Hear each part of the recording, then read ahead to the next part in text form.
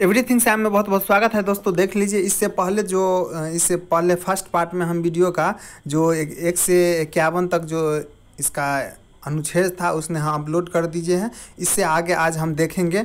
सबसे पहले हम देखेंगे भाग 4 तक जितना भी अनुच्छेद था ABCD लेकर जितना भी होता है सब इसमें अपलोड कर दिए हैं। ठीक है दोस्तों, इसके बाद देखिए आगे क्या है। भाग 5 देखिए, भाग 5 है ये, देख लीजिए। भाग 5 जो है संघ से संबंधित है और ये अनुच्छेद है 52 से 151 तक। ठीक है दोस्तों, और अध्याय 1 हो गया कार्यपालिका, राष्ट्रपति और उपराष्ट्रपति जो है इसके बारे में जो चर्चा किया है 52 से 73 तक। ठीक है दोस्तों, तो चलिए हम देखते हैं 52वां अनुच्छेद में क्या कह रहा है। 52वां अनुच्छेद में कह रहा है भारत का राष्ट्रपति भारत का राष्ट्रपति होगा। ठीक है।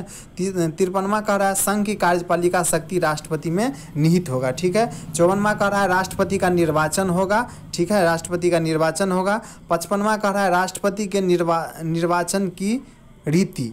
ठीक है। 56वां कह रहा है राष्ट्रपति की पदावधि, एक पद होता है राष्ट्रपति का, उसके बारे में चर्चा किया गया है। 57 में देख लीजिए पुनर्निर्वाचन के लिए पात्रता, और 58 में हो गया राष्ट्रपति निर्वाचित होने के लिए अर्हताएं, क्या राष्ट्रपति बनने के लिए क्या सब योग्यता होना चाहिए, वो हो गया कितना में 58 में। ठीक है। इसके बाद 59 में देख लीजिए राष्ट्रपति के पद के लिए शर्तें क्या सब होना चाहिए, शर्त राष्ट्रपति बनने के लिए। इसके बाद देख लीजिए 60 में देख लीजिए राष्ट्रपति द्वारा शपथ का प्रतिज्ञापन, राष्ट्रपति जो शपथ लेते हैं उसका अनुच्छेद किसमें है, 60 में चर्चा किया गया है। 61 में देख लीजिए राष्ट्रपति पर महाभियोग चलाने की प्रक्रिया, महाभियोग से आप हटा सकते हैं, उसके बारे में चर्चा किस अनुच्छेद में किया गया है, 61 में। 62 में देख लीजिए राष्ट्रपति के पद रिक्त को भरने के लिए निर्वाचित करने का समय और आकस्मिक रिक्त को भरने के लिए निर्वाचित व्यक्तियों की पदावधि, इसके बारे में कब किस में चर्चा किया, भाषण में। अगर कोई राष्ट्रपति किस कारण या तो मर जाते हैं या नहीं तो उसका क्या कहते हैं पद त्याग कर देते हैं या उसका समय खत्म हो जाता है, उसके बारे में आकस्मिकता के बारे में चर्चा किया। ठीक है। 63वां देख लीजिए भारत का उपराष्ट्रपति के बारे में चर्चा किए हैं 63 में। 64 में देख लीजिए उपराष्ट्रपति का राज्यसभा का पदेन सभापति होगा, वो किस अनुच्छेद में है, 64 अनुच्छेद में हो गया। ठीक है दोस्तों। 65 में देख लीजिए राष्ट्रपति के पद में आकस्मिक रिक्ति के दौरान या उसकी अनुपस्थिति में उपराष्ट्रपति का राष्ट्रपति के रूप में कार्य करना या उसके कृत्यों का निर्वहन करना। अगर राष्ट्रपति जी नहीं रहते हैं तो उसके बदले में उपराष्ट्रपति काम करेंगे, उसका चर्चा किया गया है 65 अनुच्छेद में। ठीक है दोस्तों। 66 में देख लीजिए उपराष्ट्रपति का निर्वाचन, किस प्रकार से उपराष्ट्रपति का निर्वाचन है उसके बारे में चर्चा किए गए हैं 66 में। 67 में देख लीजिए उपराष्ट्रपति की पदावधि है। ठीक है। इसके बाद 68 में कि देख लीजिए उपराष्ट्रपति के पद रिक्त रहने को भरने के लिए निर्वाचन करने का समय और आकस्मिक रिक्त को भरने के लिए निर्वाचित व्यक्ति की पदावधि। ठीक है। 69 में देख लीजिए उपराष्ट्रपति द्वारा शपथ या प्रतिज्ञान है 69 में। 70 में देख लीजिए अन्य आकस्मिकताओं में राष्ट्रपति की कृतियों का निर्वाचन हो गया। ठीक है दोस्तों। 71 संविधान अनुच्छेद में देख लीजिए राष्ट्रपति या उपराष्ट्रपति के निर्वाचन से संबंधित या संरक्षित विषय हो गया, किस में चर्चा किया गया है, 51 में किया गया है। 52 में देख लीजिए क्षमा आदि की और कुछ मामलों को दंडादेश के निलंबन, परिहार या लघुकरण की राष्ट्रपति की शक्ति, इसके बारे में चर्चा की है। राष्ट्रपति के कुछ जो 4-5 गो जो उसका रीट होता है, दंडादेश, निलंबन, परिहार या लघुकरण की राष्ट्रपति की शक्ति, ये सब के बारे में 72 में चर्चा की है। ठीक है। 73 देख लीजिए संघ की कार्यपालिका शक्ति का विस्तार जो है किस में दिया हुआ है, 73 में दिया है संघ की कार्यपालिका की शक्ति का विस्तार 73 में। ठीक है दोस्तों। इसके बाद देख लीजिए 74 में क्या कह रहा है। इसके बाद देख लीजिए मंत्री परिषद का जो चर्चा किया गया है अनुच्छेद कितना, 74 से 75 के बीच में। ठीक है दोस्तों। तो देख लीजिए 74 में क्या कह रहा है। 74 में कह रहा है राष्ट्रपति को सहायता और सलाह देने के लिए मंत्री परिषद होंगे। ठीक है। राष्ट्रपति का जो सलाह देने के लिए मंत्री परिषद होगा, जिसका प्रधान कौन होते हैं, प्रधानमंत्री होते हैं। ठीक है। 75 में देख लीजिए मंत्रियों के बारे में, अन्य मंत्री के बारे में और उपबंध की चर्चा किस में किया गया है, तो 75 में। ठीक है दोस्तों। इसके बाद देख लीजिए भारत की महान्यायवादी, ये बहुत इंपॉर्टेंट क्वेश्चन है, बहुत क्वेश्चन पूछते हैं। ठीक है। भारत की महान्यायवादी अनुच्छेद कितने के तहत महान्यायवादी की नियुक्ति होती है, 76 के तहत। ठीक है। 76 में कहा गया भारत का एक महान्यायवादी होंगे। ठीक है। इसके बाद देख लीजिए आगे सरकारी कार्य का संचालन कौन करते हैं, उसके बारे में 77 से 78 के बारे में चर्चा किया गया है। 77 में देख लीजिए भारत सरकार के कार्य का संचालन, और 78 में देख लीजिए राष्ट्रपति को जानकारी देने के संबंध में प्रधानमंत्री के कर्तव्य के बारे में चर्चा किया है, किस अनुच्छेद में, 78 में। ठीक है दोस्तों। इसके बाद देख लीजिए अध्याय 2 अध्याय 2 में देख लीजिए संसद के बारे में चर्चा किया गया है। साधारण 79 से 88 के बीच में संसद के बारे में चर्चा किए हैं। तो हम देख लेते क्या है संसद के बारे में। सबसे पहले देख लीजिए 79 में देख रहे हैं संसद का गठन जो होगा वो किस में अनुच्छेद में है, 79 में। 80 में देख लीजिए राज्यसभा की संरचना किस प्रकार से होंगे उसके चर्चा किया गया है 80 में, ठीक है। 81 में देख लीजिए लोकसभा की संरचना, 80 में हो गया राज्यसभा के और 81 में हो गया लोकसभा के, याद रखना बहुत इंपॉर्टेंट क्वेश्चन है ये सब। 82 में देख लीजिए प्रत्येक जनगणना के पश्चात पुनः समायोजन होगा, ठीक है। इसके बाद 83 में देख लीजिए संसद के सदनों की अवधि कितने दिन का होगा उसके बारे में चर्चा किए गए हैं 83 में। 84 में देख लिए संसद की सदस्यता के लिए अहर्ता, संसद सदस्य बनने के लिए क्या अहर्ता होना चाहिए उसका चर्चा किए गए हैं 84 में, ठीक है दोस्तों। 85 में देख लीजिए संसद के सत्र आवासन और विघटन के बारे में चर्चा किए गए हैं अनुच्छेद 85 में। 86 में देख लीजिए सदनों में अभिभाषण का और उनको संदेश भेजने का राष्ट्रपति का अधिकार, ये अनुच्छेद 86 में है। 87 में देख लीजिए राष्ट्रपति का विशेष अधिभाषण, राष्ट्रपति विशेष अधिभाषण के लिए जो बुलाते हैं सभा, वो अनुच्छेद किस में हो गया 87 में। और 88 में कह रहा है सदनों के बारे में मंत्रियों और महान्यायवादी के अधिकार, ये इसके जो चर्चा किए गए हैं 88 में, ठीक है दोस्तों। इसके बाद देख लिए संसद के अधिकारी, इसके कब से कब है अनुच्छेद 89 से 98 तक के चर्चा किया गया है, ठीक है अनुच्छेद। तो देख लेते हैं हम 89 में क्या दिया है, राज्यसभा का सभापति और उपसभापति, ठीक है। राज्यसभा का सभापति उपसभापति के बारे में चर्चा किया गया है 89 में। 90 में देख लीजिए उपसभापति का पद रिक्त होना, पद त्याग और पद से हटाया जाना। उपसभापति जो हट जाते हैं या उसका पद रिक्त हो जाता है या पद से हटाया जाता है तो उसका चर्चा किया गया है 90 में। 91 में देख लीजिए सभापति के पद के कर्तव्यों का पालन करने या सभापति के रूप में कार्य करने की उपसभापति या अन्य व्यक्ति की शक्तियाँ, ये है किस अनुच्छेद में 91 में, ठीक है दोस्तों। 91 में है सभापति के पद के कर्तव्यों का पालन करने या सभापति के रूप में कार्य करने की उपसभापति या अन्य व्यक्ति की शक्ति। अगर सभापति नहीं रहेंगे तो उपसभापति काम करेंगे, उसका चर्चा किया गया है 91 में। 92 में देखिए दोस्तों क्या कर रहा है, जब सभापति या उपसभापति को पद से हटाने का कोई संकल्प विचाराधीन है तब उसका पीठासीन न होना, ठीक है। जब सभापति और उपसभापति को पद से हटाने के बारे में जब कोई प्रस्ताव चल रहा है तो उसके बारे में तो विचाराधीन है तब उसका पीठासीन न होना, उसके बारे में चर्चा किए गए हैं 92 में। 93 में देख लिए लोकसभा का अध्यक्ष और उपाध्यक्ष के बारे में चर्चा की, इंपॉर्टेंट क्वेश्चन है। 93 में लोकसभा का अध्यक्ष और उपाध्यक्ष के बारे में चर्चा की है किस अनुच्छेद में 93 में। 94 में देख लीजिए अध्यक्ष और उपाध्यक्ष का पद रिक्त होना, पद त्याग और पद से हटाया जाना, किस में है लोकसभा अध्यक्ष और उपाध्यक्ष का पद रिक्त होना, पद त्याग और पद से हटाया जाना किस में है 94 में।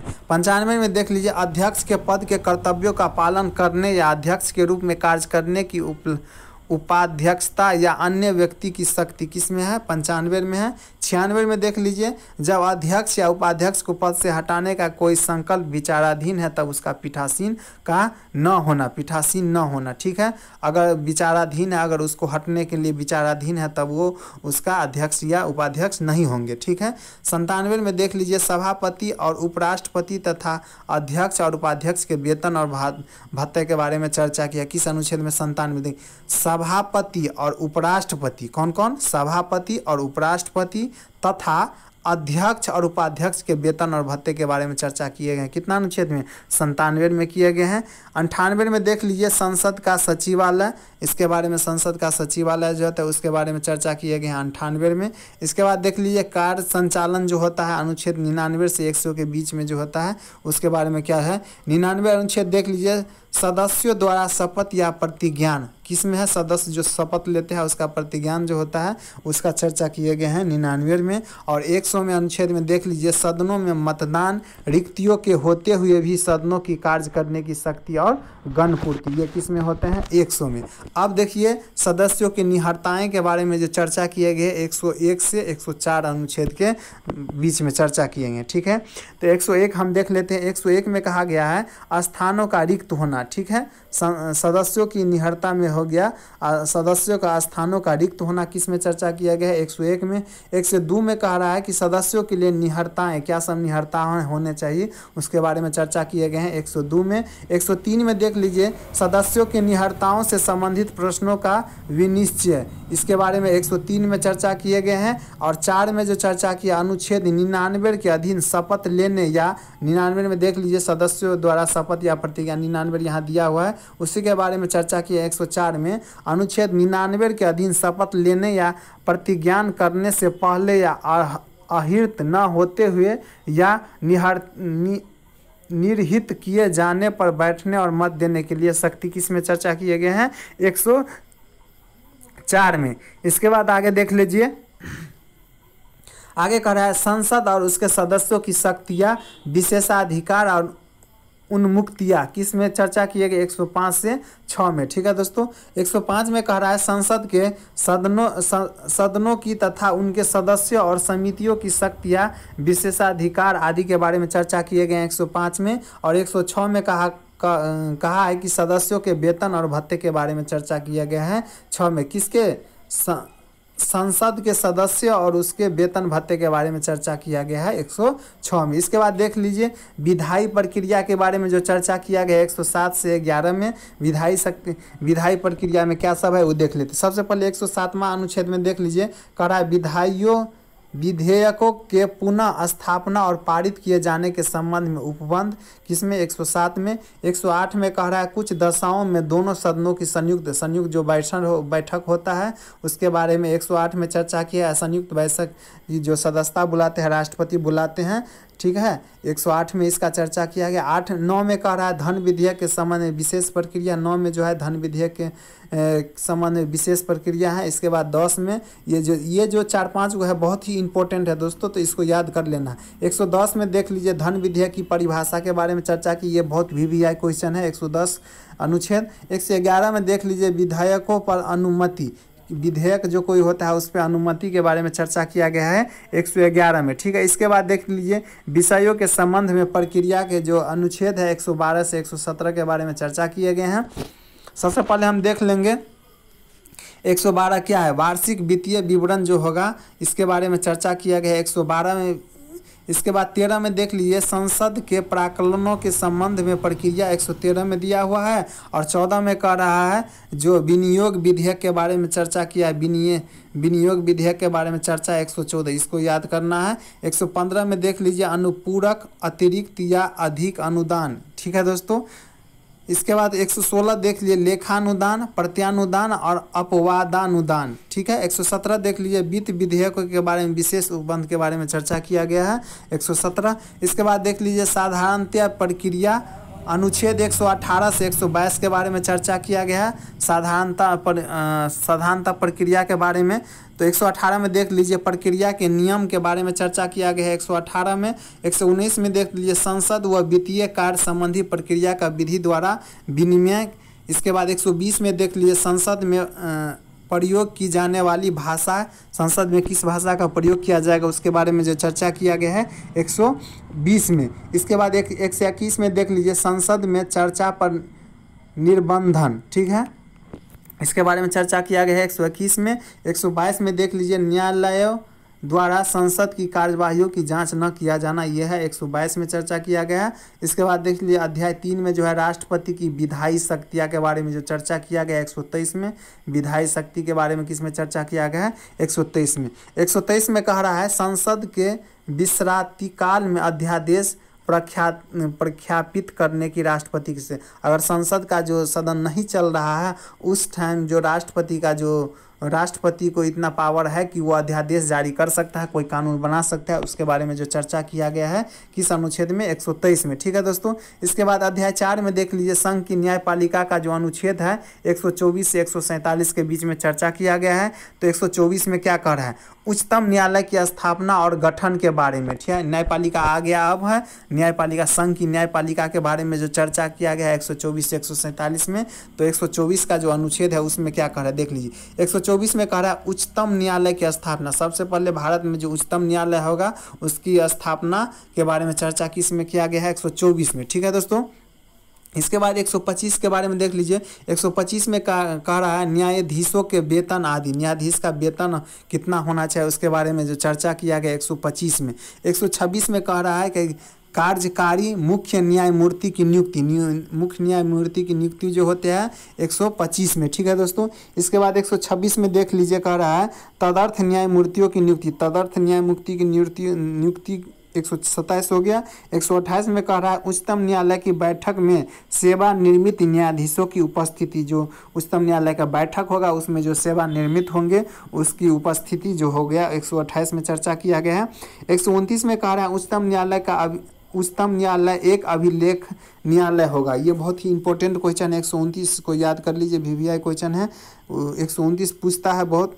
उच्चतम न्यायालय एक अभिलेख न्यायालय होगा, ये 129 में चर्चा किया गया। 130 में देख लीजिए उच्चतम न्यायालय का स्थान, उच्चतम न्यायालय का स्थान जो है 130 में चर्चा किया गया है।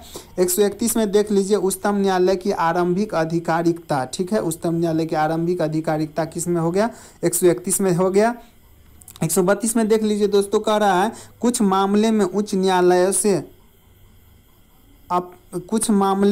न्यायालयों से अपीलों में उच्चतम न्यायालय की अपीली अधिकारिकता, ठीक है। इसके बारे में 132 में चर्चा किया गया है। 133 में कह रहा है उच्च न्यायालयों से सिविल विषयों से संबंधित अपीलों में उच्चतम न्यायालय की अपीलीय अधिकारिता। सबसे पहले देख लीजिए दोस्तों 132 सबसे पहले बोल रहे हैं कुछ मामले में उच्चतम न्यायालय, जो उच्चतम न्यायालय होते हैं से अपील में उच्च न्यायालय से अपील में उच्चतम न्यायालय की अपीलीय अधिकारी, ठीक है।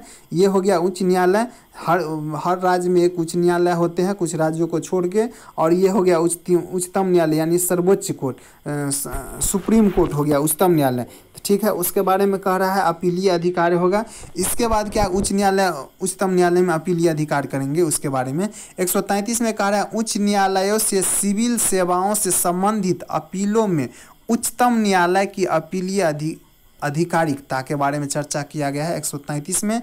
134 में कह रहा है कि ये उच्चतम न्यायालय में अपील के लिए प्रमाण पत्र, ठीक है। ये इसके बारे में चर्चा किया गया 134 में। 135 में देख लीजिए कह रहा है विद्यमान विधि के अधीन फेडरल न्यायालय की अधिकारिकता और शक्तियों का उच्चतम न्यायालय द्वारा प्रयोक्ताव होना। ये सब इतना इम्पोर्टेंट नहीं है, ठीक है दोस्तों, तो ऊपर भी एक बार बता देते हैं हम। 136 में कह रहा है अपील के लिए उच्चतम न्यायालय की विशेष इजाज़त। इसके बाद 37 में कह रहा है निर्णयों आदेशों का उच्चतम न्यायालय द्वारा पुनर्विलोकन। इसके बाद 138 में देख लीजिए उच्चतम न्यायालय की आधिकारिकता में वृद्धि। 139 में देख लीजिए कुछ रीट निकालने की शक्तियाँ का उच्चतम न्यायालय को प्रदत्त किया जाता है। उच्चतम न्यायालय को भी जो कुछ रीट दिया गया है उसके तहत प्रदत्त किया जाना, ये इसके बारे में चर्चा की है 139 में। 139 के ए में कह रहा है ए कुछ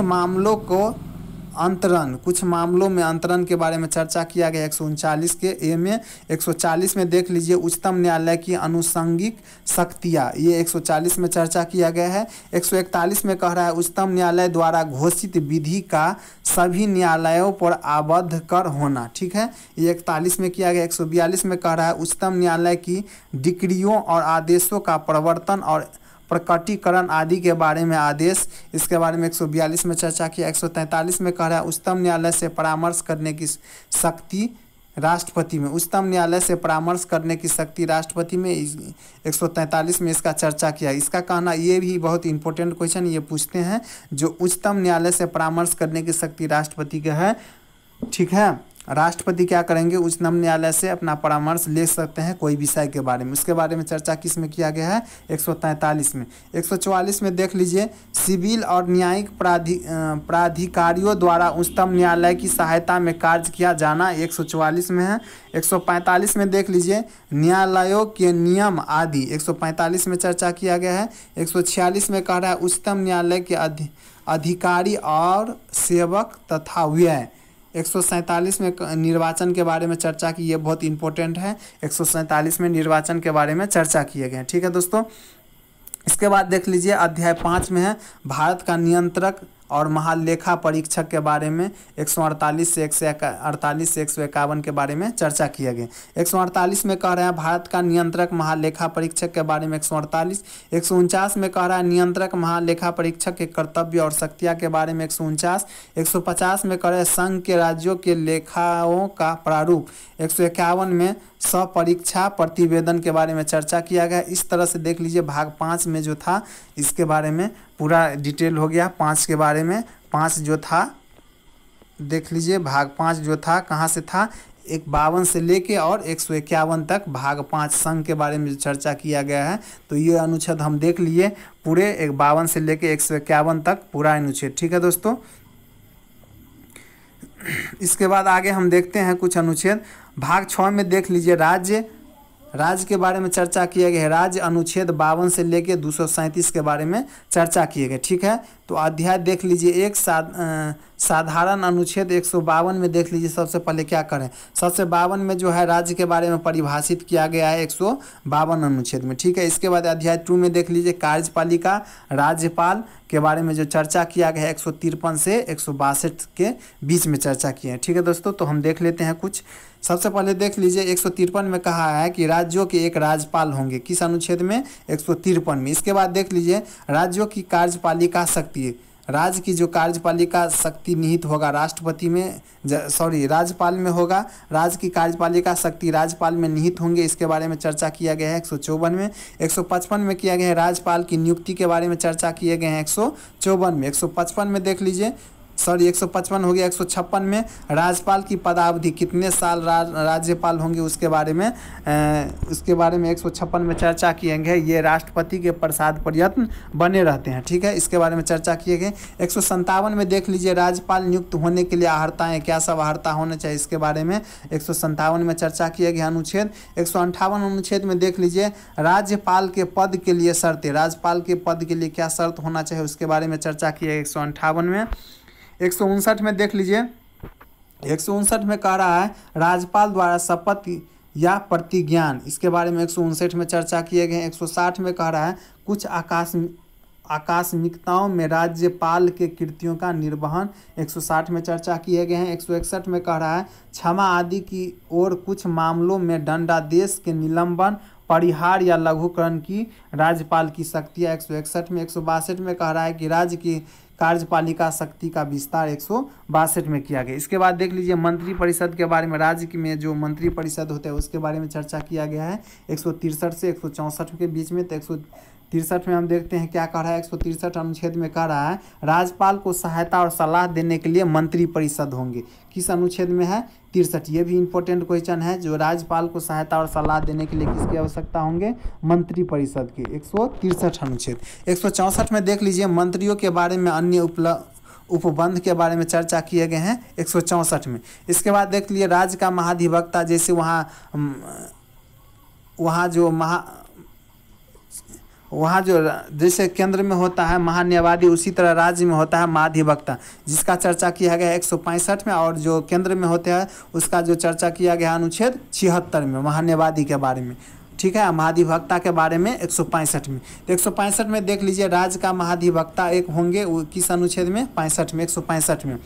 इसके बाद देख लीजिए सरकारी कार्य का संचालन, अनुच्छेद 166 से 167 में चर्चा किए गए हैं। 66 में देख लीजिए राज्य की सरकार के कार्य का संचालन जो होगा 166 अनुच्छेद के तहत। 167 में कह रहा है राज्यपाल को जानकारी देने आदि के संबंध में मुख्यमंत्री के कर्तव्य, राज्यपाल को सहायता और संबंध में मुख्यमंत्री का कर्तव्य है जो राज्यपाल के सभी बारे में जानकारी दे। ठीक है, किस अनुच्छेद में? 167 में। इसके बाद देख लीजिए कह रहा है राज्य विधानमंडल राज्य विधानमंडल के बारे में जो चर्चा किया गया है 168 से 177 के बीच में, ठीक है। तो हम देख लेते हैं 168 से 77 के बीच में क्या। 168 में देख लीजिए, सबसे पहले राज्यों के विधानमंडलों का गठन, राज्य में एक विधानमंडल का गठन होता है, उसके बारे में चर्चा किया गया है 168 में। 169 में कह रहा है राज्यों में विधान परिषदों का उत्पादन या सृजन, राज्य में जो विधान परिषद होता है, अभी जो 7 राज्य में विधान परिषद है उसके बारे में चर्चा किया गया है 169 में, ये भी इंपॉर्टेंट है। और 70 में देख लीजिए 170 में विधानसभाओं की संरचना, ये 170 में है विधानसभा की संरचना, ये भी इंपॉर्टेंट है। इसके बाद 171 में देख लीजिए विधानमंडलों की संरचना, ये भी इंपॉर्टेंट है। इसके बाद 172 अनुच्छेद में कह रहा है राज्यों के विधानमंडलों की अवधि, कितने दिन के होंगे राज्य विधानमंडलों की अवधि, उसके बारे में चर्चा किया गया है 172 में। इसके बाद 173 में देख लीजिए राज्य के विधानमंडल के सत्रावसान और विघटन के बारे में, जो राज्य विधानमंडल का कब विघटन होगा, क्या कब सत्रावसान होगा, इसके बारे में 173 में चर्चा किए गए हैं। 175 में देख लीजिए कह रहा है सदन या सदनों के अभिभाषण का और उनके संदेश भेजने का राज्यपाल का अधिकार, 175 में चर्चा किया गया है। 176 में देख लीजिए दोस्तों राज्यपाल का विशेष अभिभाषण, राज्यपाल जो विशेष अधिभाषण, सत्र कोई भी आरंभ होता है उसके में जो विशेष अधिभाषण देते हैं उसके बारे में चर्चा किया गया है 176 में। और 177 में देख लीजिए सदनों के बारे में मंत्रियों और महाधिवक्ता के अधिकार के बारे में 177 में चर्चा। इस तरह देख लीजिए दोस्तों, वीडियो बहुत लंबा हो जाएगा, इसलिए यहीं हम इसको समाप्त करते हैं। आगे वीडियो में हम तीसरा भाग में हम आगे और बताएंगे, ठीक है दोस्तों। धन्यवाद। मेरा वीडियो अगर अच्छा लगे तो मेरे चैनल को सब्सक्राइब करें, लाइक करें और शेयर करें। धन्यवाद। जय हिंद, जय भारत।